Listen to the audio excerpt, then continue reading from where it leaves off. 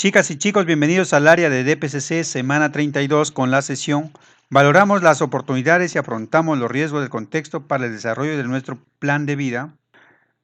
Competencia que vamos a trabajar: construye su identidad, capacidades, se valora a sí mismo, autorregula sus emociones, reflexiona y argumenta éticamente. Propósito de la sesión: valorar la importancia de identificar y aprovechar situaciones de oportunidad, así como afrontar los riesgos en el contexto para el desarrollo del plan de vida. Evidencia de aprendizaje: lista de acciones para afrontar oportunidades y riesgos del contexto en el desarrollo del plan de vida. Criterios de evaluación: identificar y explicar las oportunidades y riesgos del contexto que deberá afrontar para lograr sus metas personales. Explica cómo aprovechar las oportunidades y cómo afrontar los riesgos de su contexto para lograr su plan de vida. Ahora te invito a prestar atención al siguiente video que narra la biografía de Boris. Pero ¿quién es Boris? Veamos quién es Boris. Es un profesional psiquiatra que vivió a la barbarie de la Segunda Guerra Mundial y desde muy niño perdió a muchos integrantes de su familia, pero pese a ello ahora es un referente mundial en su profesión. Presta atención al video.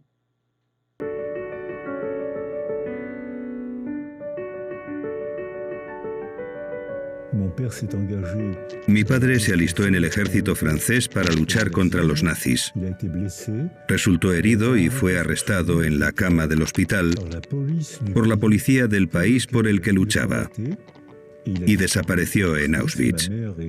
Mi madre y gran parte de mi familia también desaparecieron en Auschwitz. Yo fui detenido por la Gestapo, la policía francesa asociada al ejército alemán, cuando tenía 6 años y medio. Conseguí escaparme de unas condiciones surrealistas. Una vez liberado, cuando contaba lo que había vivido durante la guerra, la gente se partía de risa. ¿Lo has oído bien? La gente se reía porque les parecía increíble. Y es que lo era. Luego, en 1982 u 83, escribí mi primer libro. Me invitaron a la televisión francesa en Burdeos, donde me habían arrestado, y alguien llamó por teléfono a un periodista y dijo: ¿ese no es el pequeño Boris al que ayudé a escapar? Y dejó su número de teléfono y su dirección. Llamé a un taxi y fui a ver a esta mujer, que era enfermera de la Cruz Roja. Yo tenía 6 años cuando me escapé. No podía irme muy lejos. Me hizo señas para que me escondiera bajo el cuerpo de una señora moribunda y el coche se marchó. De 1.700 personas arrestadas, hubo 2 supervivientes, esta señora y yo, que me había escondido debajo de ella. Ahora tengo relación de amistad con ellos y con sus hijos y les contamos esta historia sonriendo. ¿Y cómo ha influido en su carrera profesional? Cuando hemos vivido una tragedia, estamos a la defensiva. Necesitamos defendernos.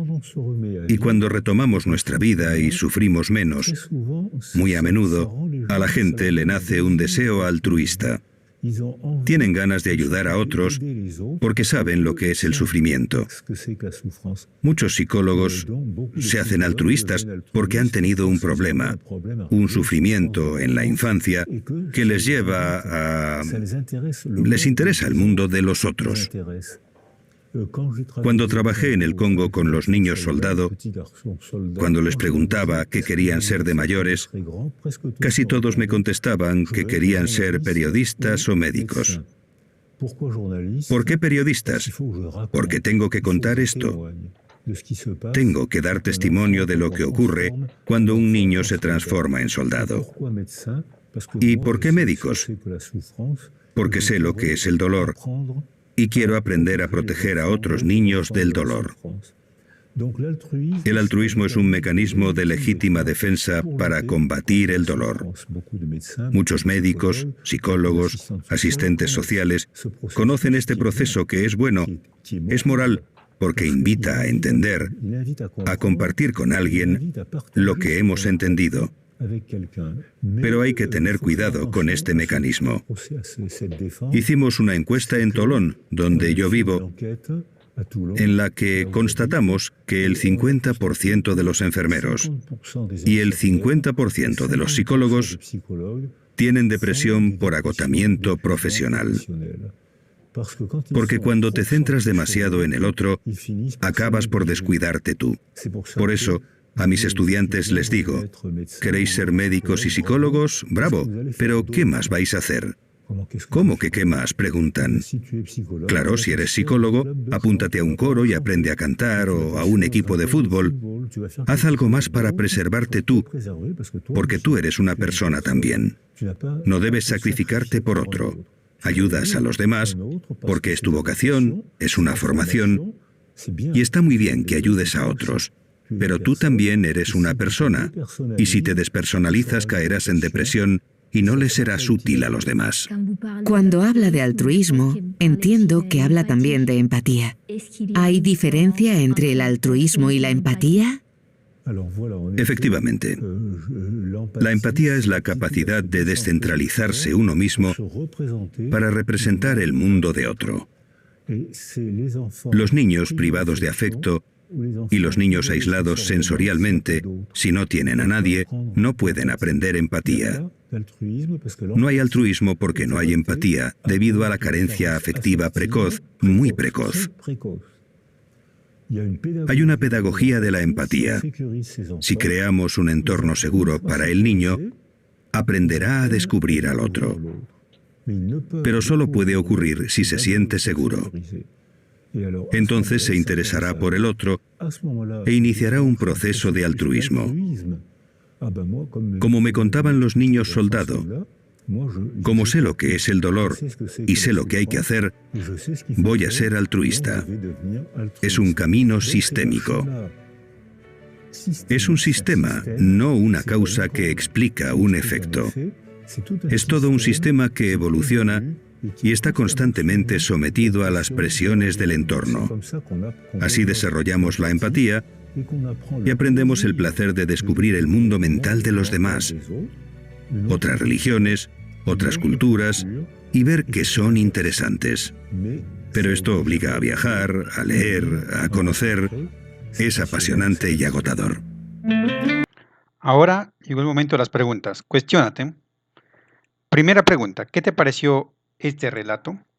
¿Cuál es el tema principal? ¿Cómo te hace sentir? ¿Por qué? ¿Cómo influyó lo que el personaje vivió de pequeño en su vida profesional? ¿Por qué? ¿Crees que es importante identificar las oportunidades y riesgos que provienen del contexto en el que convivimos para el desarrollo de nuestro plan de vida? ¿Qué actitud debemos asumir frente a estas situaciones? Para lograr nuestro propósito vamos a realizar 3 pasos. Primero, vamos a analizar el significado de las situaciones de oportunidad y riesgo del contexto en el desarrollo de nuestro plan de vida. Y segundo, explicamos y valoramos la importancia de asumir una actitud adecuada frente a las situaciones de oportunidad y riesgo del contexto para el desarrollo de nuestro plan de vida. Y tercero, elaboramos nuestra lista de acciones que nos permiten aprovechar las oportunidades y afrontar riesgos en el contexto para el desarrollo de nuestro plan de vida.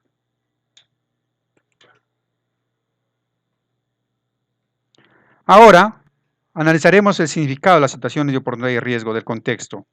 Presta atención al siguiente testimonio.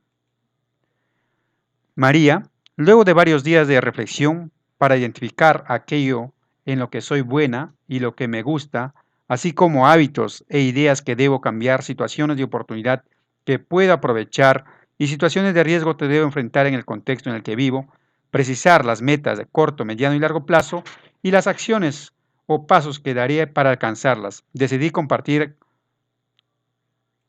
a mi familia las aspiraciones de ser una química o una ingeniera química, y pese a que hoy no hay universidades en mi provincia y el pueblo es muy lejano a las que existen en la región, obtendré una beca para estudiar.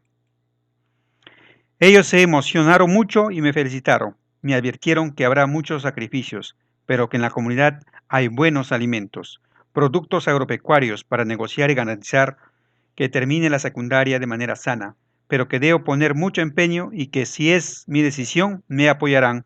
Me sentí muy contenta, no estaba muy segura de lo que me dirían, pero me sugirieron que converse con un familiar que es químico para conocer más de cerca la carrera. ¿Qué situaciones, oportunidades y riesgos del contexto tiene María para lograr su proyecto de vida? Oportunidades. En su comunidad y familia existen los suficientes medios para concluir la secundaria, apoyo y consejo de su familia a las metas trazadas, oferta de becas a las que ella puede postular una vez concluida la secundaria. Riesgo.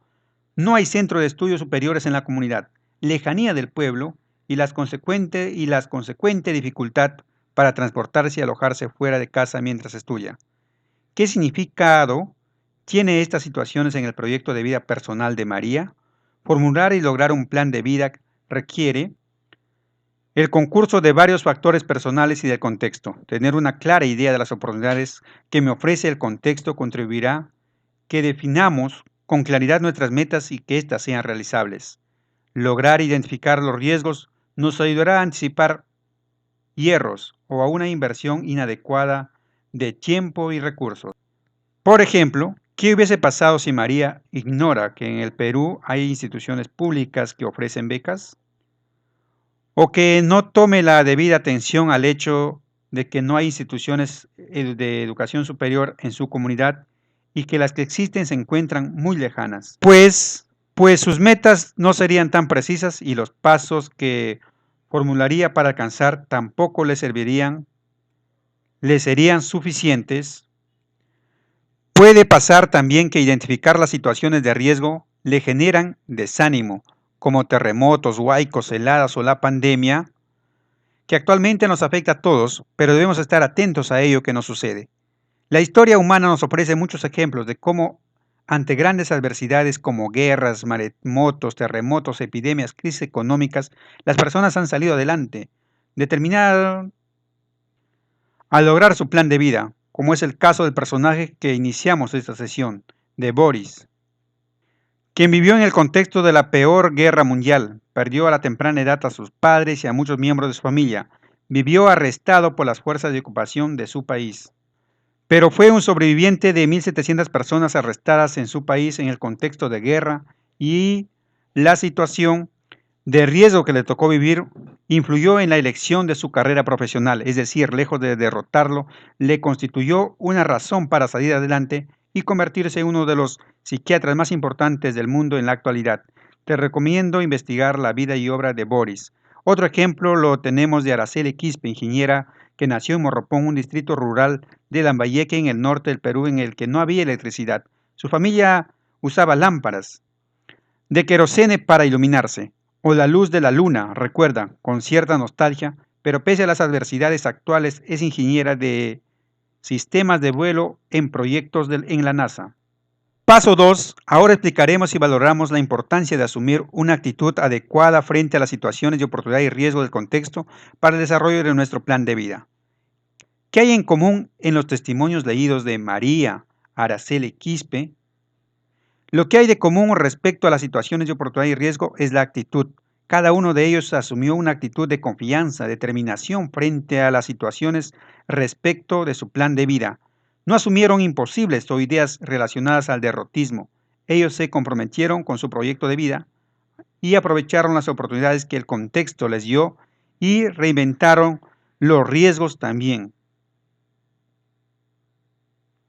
¿Qué hubiese ocurrido en las personas si hubiesen asumido una actitud derrotista, de poca convicción frente a los riesgos en este contexto? Pues no hubiesen alcanzado sus metas. Es importante asumir esta actitud. Es lo que hizo la diferencia en los tres personajes de quienes leímos o hemos visto los testimonios. Entre las oportunidades que tenemos en el contexto se encuentra la familia y la comunidad.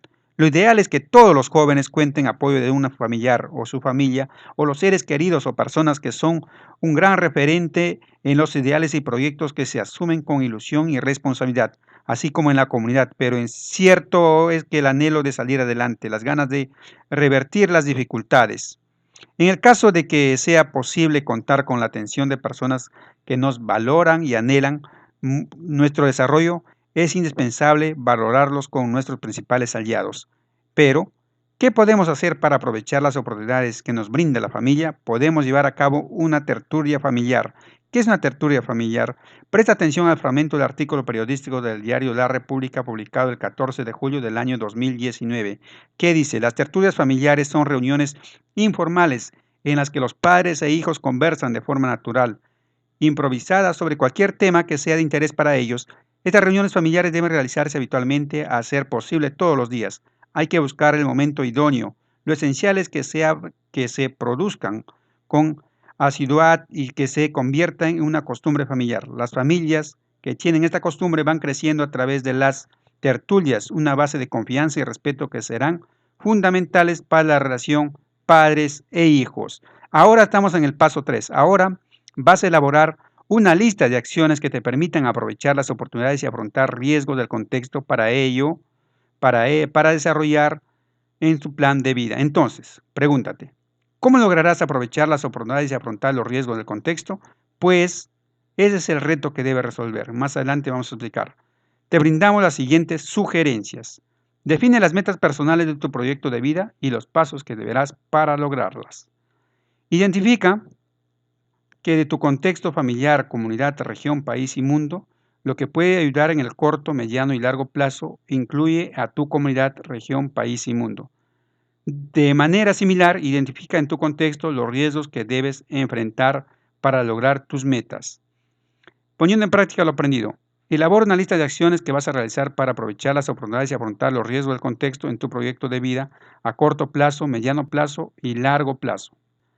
También hay un ejemplo en el video de primero y segundo tomado de la radio. Ahí hay un ejemplo de Araceli. Esta ingeniera que trabaja para la NASA ahí ha hecho su proyecto de vida a corto, mediano y largo plazo. Ustedes pueden verificar ahí también para que puedan desarrollar su reto. Y finalmente, concluimos con la metacognición. ¿Qué aprendí? ¿Para qué me sirve lo que aprendí? ¿Y cómo lo aprendí? Eso es todo, chicas y chicos. Hasta luego.